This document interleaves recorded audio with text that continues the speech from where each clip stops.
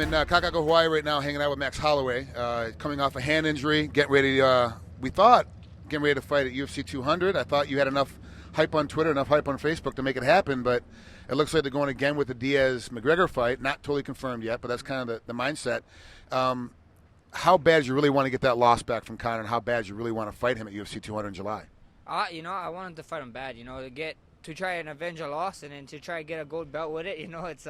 It'd be one hell of a thing. It'd be huge for Hawaiians. Over here, we didn't see a gold belt for a while. So if I can be the guy to bring it back home, that'd be just the icing on the cake. And then to avenge one of my losses against a guy who people thinks that a god. That'd be great. So I feel great. July 9th, I'm still looking to get on that card.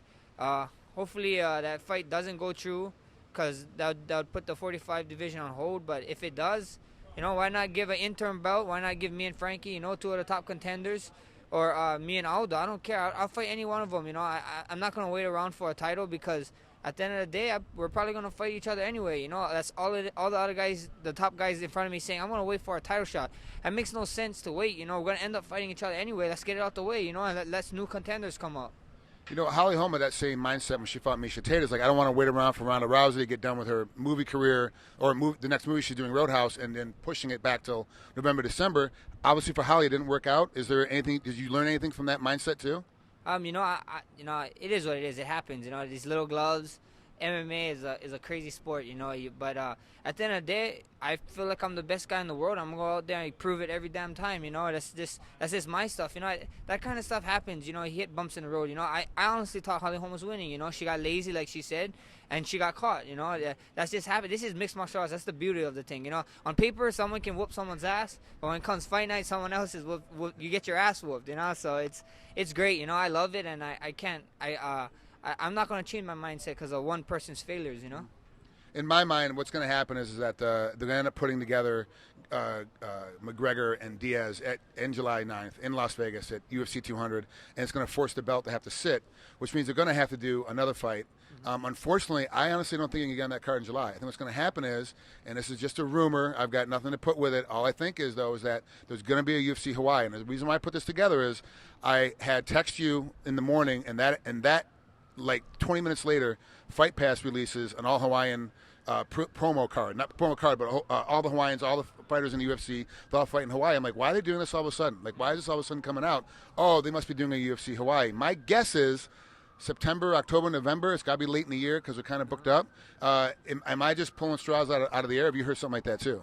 At the end of the day, I heard, Dana White, them talk about it. Lorenzo talked about it, but at the end of the day, until I get a contract, I'm not going to believe it. I talked to all the guys, there's a lot of Hawaiians in the back, cameramans or whatever. They've been working with UFC for a while, and they always tell me, Dana White been telling me for years we're going to Hawaii. So it's kind of hard to believe, but we see what happens. I didn't hear about that promo. I didn't see it, so that's pretty cool. We're taking steps in the right direction, so it feels great. If the fight is in late October or whatever, November, I'll fight. I want to fight July and then fight again. I'm a 4-fight year kind of guy. I didn't even fight once yet, and it's almost half the damn year. So I'm itching to get back in there. This thumb injury pushed me back a little, but everything happens for a reason, and I just can't wait to go out there and prove my worth. Have you just mentioned the thumb injury? Have you been completely cleared yet on the thumb, or is it still got a little more time to go?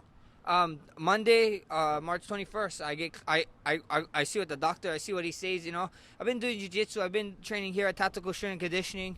I've been doing a lot of jiu-jitsu with my man Rylan Lazarez, and I just couldn't really punch, so hopefully we get cleared soon, I'm trying to book a fight, and then if we get cleared, that'd be the icing on cake, and try to fight, there's a big card June 4th in California, or a July card, and then if there's a Hawaii card, it's like, I don't want to wait, but if it happens, it happens, but I want to fight sooner or later. We're still talking about Hawaiian fighters. I got to ask, a thing came out today with Greg Jackson training BJ on about, he says he's at 160 pounds, he's ready to make 145, he's ready to fight. Probably BJ probably end up fighting April 23rd is my guess, because he's supposed to fight March 5th, got pushed, now he's going to be April 23rd. Obviously, if there's a Hawaii card, you have to have BJ on that card, but he's at 145. They obviously have to have you on the card, and Yancy Maduro on the card. They have to. These are things that have to happen if you're doing a Hawaii card, but Yancy's not your weight class. BJ is at your weight class. I know, obviously, there's no rivalry between the two of you. You don't hate each other. It's not like you come from rival camps. But is that a fight that'd be interesting to you, having a legend like BJ Penn, a Hall of Famer like BJ Penn, be the first guy that you get to fight here in Hawaii, if that does come to fruition? I guess it'd be that old-fashioned an island versus an island thing, But at the end of the day, it is what it is. Whatever UFC wants, it's if they want that fight, hey, who am I to tell UFC no? At the end of the day, they sign my check, and whoever they put in front of me, I'm gonna fight him. I don't train with the guy. It's like I don't train. Yancy Medeiros, I train. Russell Doan, Louis Smoker. I see them every day. I see them in the gym every day. A BJ Penn, it's a legend, but at the end of the day, that's a whole different story. It's UFC coming me a contract, and I'm pretty sure it'd be a nice big one. And how are you gonna refuse? There's a fight like that you can't refuse. For me personally, I hope you don't fight, because I consider both of you friends. I hate when friends fight each other. It drives me crazy. I can't really watch it. Last question before we get out of here, though. How's your wife and boy? Everything okay at home? Yeah, everything okay. I got my wife. She's holding on the fort as always. My son is